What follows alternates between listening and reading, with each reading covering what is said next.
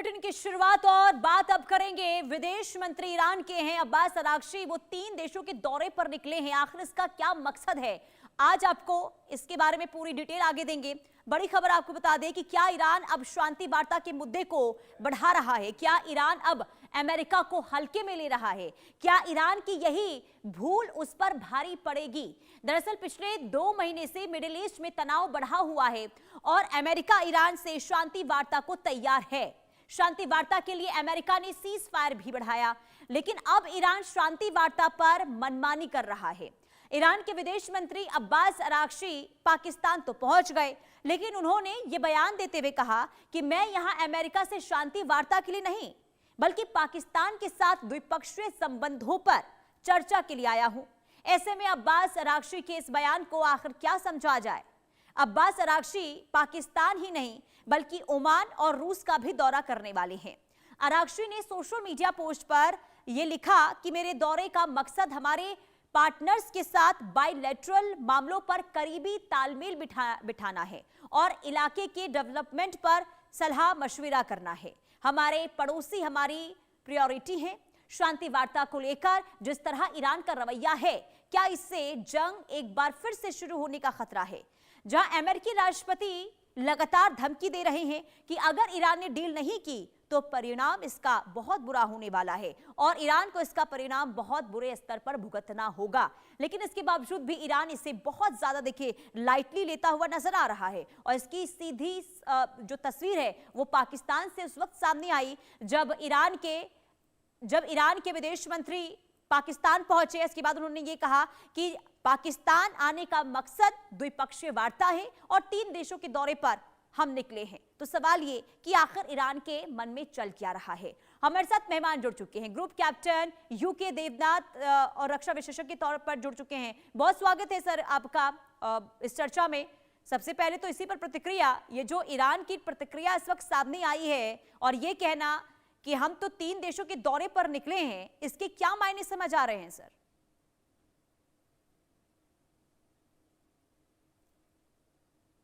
Sir आपकी आवाज नहीं आ रही है हम तक। सुन पा रहे जी पुनीता जी, सबसे इम्पोर्टेंट बात है कि कम से कम दोनों पक्ष अब पाकिस्तान इस्लामाबाद पहुंच रहे हैं।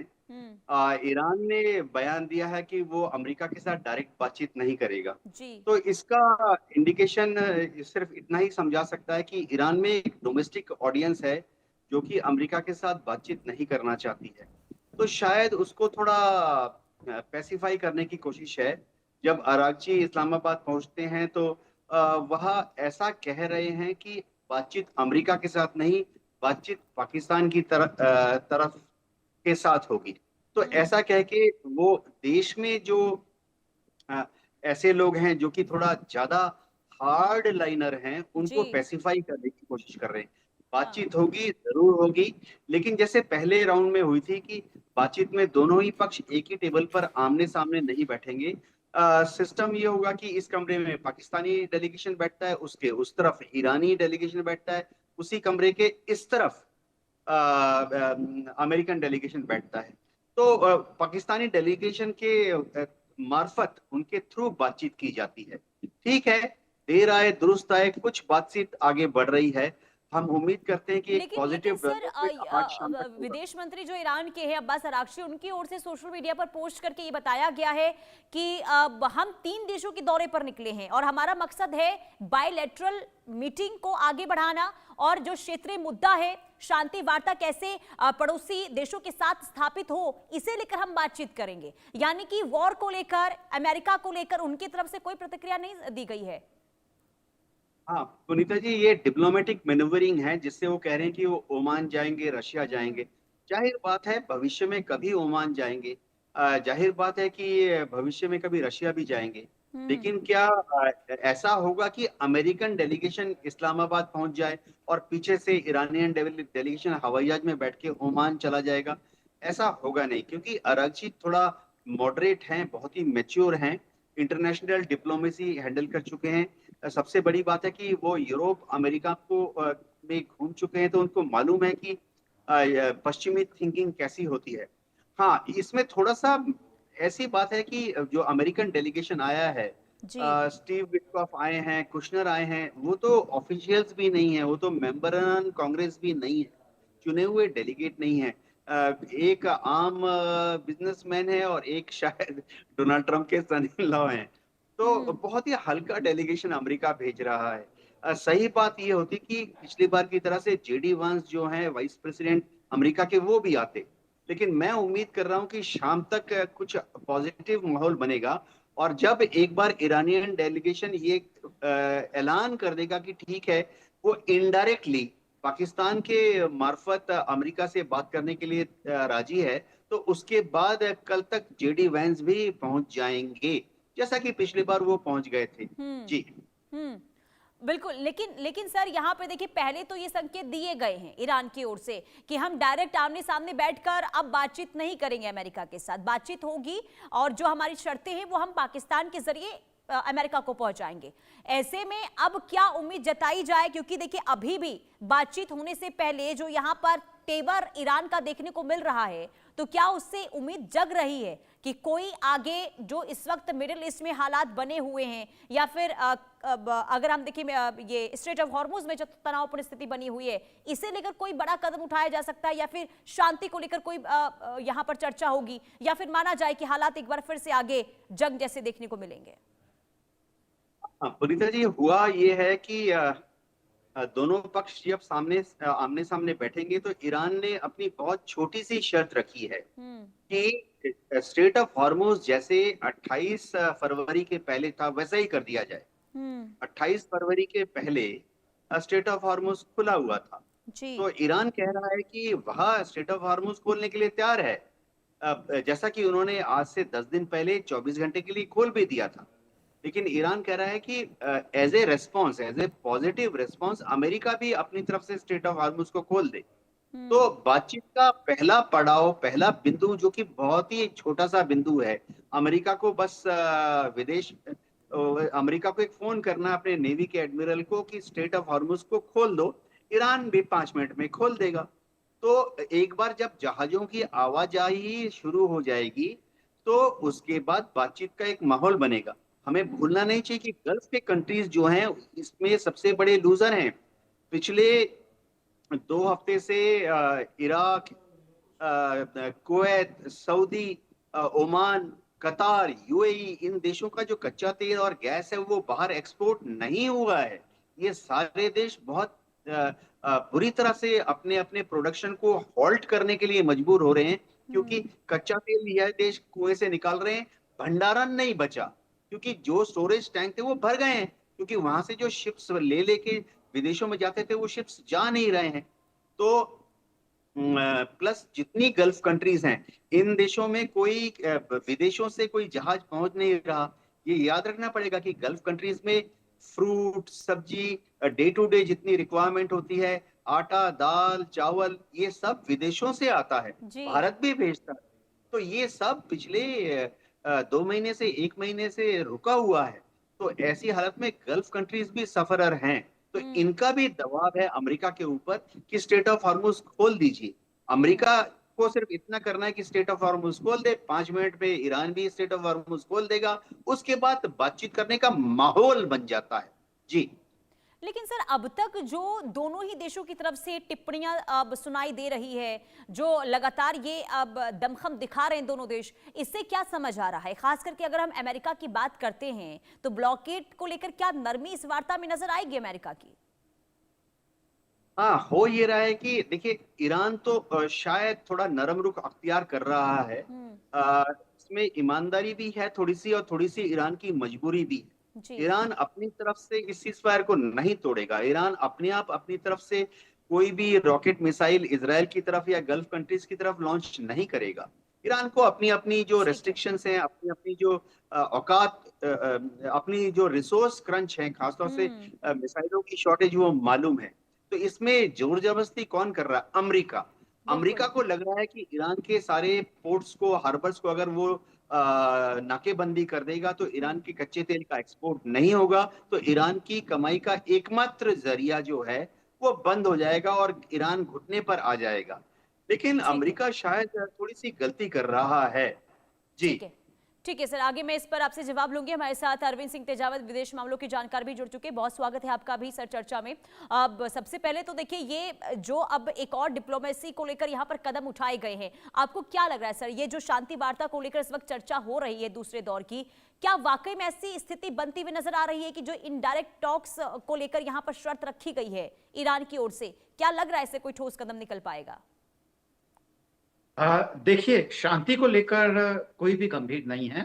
और ईरान तो इसलिए गंभीर नहीं है क्योंकि उसे पता है कि अमेरिका खुद गंभीर नहीं है और अमेरिका को कोई खास नुकसान नहीं हो रहा है, क्योंकि उसने इस लड़ाई के बाद में काफी उद्देश्य जो थे वो हासिल किए हैं। खासकर व्यक्तिगत स्तर पर प्रेसिडेंट ट्रंप के जो करीबी लोग थे उन्होंने काफी पैसे कमा लिए हैं। चीन के ऊपर एक खास तरीके का आर्थिक दबाव बन गया है, क्योंकि इस लड़ाई का सबसे अगर ज्यादा व्यापारिक खामियां जब भुगतना पड़ा है तो वह चीन ने भुगता है। तेल की कीमतें बढ़ गई है, तो उसकी वजह से अमेरिका के तेल को जो वेनेजुएला वगैरह से ये जो ला रहा है तो वो फायदा हो रहा है उसे, और बाकी सारे देश हैं वो महंगी तेल की कीमतों पे ले रहे हैं। उसके कारण उन देशों का डेवलपमेंट रुक गया है या कहना चाहिए कि उस पर थोड़ा सा ब्रेक लग गया है। तो उसकी वजह से क्या हो रहा है कि अमेरिका और लंबे समय तक अपने लिए स्ट्रेटजी बनाने और दादागिरी की प्लानिंग करने में कामयाब रहेगा, क्योंकि वह इस दुनिया में कोई भी दूसरा मजबूत देश नहीं चाहता है। तो सर दर्द हो रहा है, और ये सारे के सारे जो अमेरिकन जो वार्ताकार है वो बता रहे हैं कि पेट में दर्द है। ये लड़ाई तुरंत रुक सकती है, क्योंकि लड़ाई का पहला नियम होता है कि आप अपनी सेनाओं को पीछे हटाएं, और मुझे नहीं लगता है कि यूनाइटेड स्टेट किसी भी हालत में अपनी सेनाओं को पीछे हटाने के लिए तैयार हुआ है या वो ऐसा करने का कोई मन रखता है। तो ऐसे में बिल्कुल देवनाथ साहब ने जैसा कि पहले ही स्पष्ट किया है कि ऐसे हालत में कैसे हो सकता है, कोई शांति नहीं हो सकती है। और ईरान ने जैसे कि पहले ही बोल रखा है कि वह अपने यहाँ से जहाज गुजरने देगा। बस अरविंद सर, मैं आपके पास लॉन्च न्यूज रहा एक अपडेट सामने आ रही है, एक डेवलपमेंट हुई है, जरा वो पहले दर्शकों को बता दें, फिर इस पर आपसे सवाल लूंगी मैं। और बड़ी खबर ये है कि पाकिस्तान दौरे पर ईरानी डेलीगेशन पहुंच चुके हैं। पाकिस्तान पहुंचने पर ईरानी डेलीगेशन का बयान सामने आया है, अमेरिका के साथ किसी भी बैठक की योजना नहीं है, हम एक आधिकारिक दौरे के लिए पाकिस्तान पहुंचे हैं, सद्भावना प्रयासों के तहत पाकिस्तानी अधिकारियों से मुलाकात होगी, ये ईरान की ओर से कहा गया है। तो कुल मिलाकर देखिए, पाकिस्तान पहुंचने पर ईरानी डेलीगेशन ने एक बार फिर से साफ कह दिया है कि अमेरिका के बीच में किसी भी बैठक की योजना नहीं है। और ऐसे में सवाल है कि अमेरिका ईरान शांति वार्ता का आखिर होगा क्या? पाकिस्तानी सूत्रों के हवाले से खबर ये है कि आज अमेरिका का डेलीगेशन भी पाकिस्तान पहुंचने वाला है। तो सवाल ये कि आगे क्या हो सकता है, इस पर एक आपसे प्रतिक्रिया चाहूंगी अरविंद सर। अब देखिए, ईरानी डेलीगेशन तो पाकिस्तान पहुंच चुका है, लेकिन जैसा मैंने आपसे पहले ही कहा था कि ईरान ने एक बार फिर यही बात दोहराई है कि अमेरिका के साथ किसी भी तरीके से बातचीत नहीं होगी। देखिए पुनीता, इस तरीके का डिप्लोमेसी या कूटनीति का परिचय दे रहा है वो बहुत ही सुंदर है, क्योंकि अब तक उसने हालातों तरीके से संभाला है। तो ऐसे में ईरान बाकी दुनिया को ये संदेश देना नहीं चाहता है कि ये ईरान के अड़ियल रवैये के कारण ये बातचीत रुकी है, पर उसके साथ साथ उसने साफ संदेश भी दे दिया है कि बातचीत के लिए जो जरूरी जमीन होती है वह अभी तैयार नहीं है। तो ईरान केवल ये संदेश दे रहा है कि वह आ चुका है। पाकिस्तान से उसे हमेशा से शिकायतें रही है, दोनों के बीच में क्लैशेस भी रहे हैं, और जो ईरान का जो प्रमुख प्रतिद्वंदी है खासकर पश्चिम एशिया में सऊदी अरेबिया, उसके साथ पाकिस्तान की ट्रीटी है। अमेरिका के पूरे ही इशारों पे पाकिस्तान काम करता रहा है। ऐसे में भरोसा नहीं है, पर दुनिया को यह संदेश देने के लिए कि ईरान शांति वार्ता को लेकर और शांति के लिए गंभीर है, वो डेलीगेशन यहाँ पहुंचा है। और हो सकता है कि आखिरी दौर में अगर कोई पक्ष झुकता है तो ऐसी हालत में बातचीत भी हो सकती है, जो कुल मिला के दोनों ही पक्षों के लिए ठीक होगी। खासकर ईरान के लिए तो ये बेहद जरूरी है, जबकि उसका इंफ्रास्ट्रक्चर काफी हद तक तबाह किया जा चुका है। जी पुनीता जी। लेकिन सर, शायद ईरान तो ये दिखाने की कोशिश नहीं कर रहा है कि हम झुकने के लिए तैयार हैं या फिर किसी तरीके से नरमी देखने को मिलेगी, यानी कि ईरान तो यहाँ पर अपनी ताकत का प्रदर्शन कर रहा है। और ऐसे में आपसे एक प्रतिक्रिया चाहूंगी यूके देवनाथ सर। अब देखिए, अगर मान लीजिए बातचीत के लिए ईरान तैयार हो भी जाता है अमेरिका के साथ, डायरेक्ट मेज पर अगर बातचीत होती है, तो क्या माना जाए, जो तलखी हमने पहले दौर की बातचीत में देखी वही देखने को मिलेगी जो शर्तें पहले दौर की में थी, या फिर कुछ बदलाव, कुछ नरमी ईरान की ओर से दिखाई दे सकती है? पुनीता जी, बातचीत के दौरान ईरान डेफिनेटली नरमी दिखाता है, दिखाता रहा है, आज भी दिखाएगा। देखिए, ईरान ने तो सबसे छोटी शर्त रखी है जो कि इतनी आसान है कि स्ट्रेट ऑफ हार्मुज की हालत वही कर दो जो कि 28 फरवरी के पहले थी, यानी स्ट्रेट ऑफ हार्मुज को अमेरिका खोल दे। ये कोई भयंकर शर्त नहीं है, इससे अमेरिका और इजराइल और को ईरान कोई की एक शर्त ये भी है ना नुकसान नहीं सर, हो रहा है। इनरिच्ड यूरेनियम नहीं हम देंगे, अब ये भी तो कहा गया है, लेकिन अमेरिका उस पर अड़ा हुआ है, तो इससे लेकर क्या स्थिति बन सकती है आगे? जी हाँ, पुनीता जी, किसी भी बातचीत के दौरान अगर यहाँ 10 पॉइंट है, वहाँ 15 पॉइंट हैं, मैं अपने तजुर्बे से बोल रहा हूँ कि हमेशा बातचीत को जितने मुद्दे होते हैं उनको शॉर्ट टर्म, मीडियम टर्म और लॉन्ग टर्म, यानी दीर्घकालीन, मध्यकालीन और इमीडिएट, कल तक क्या कर सकते हैं, में बांट लिया जाता है।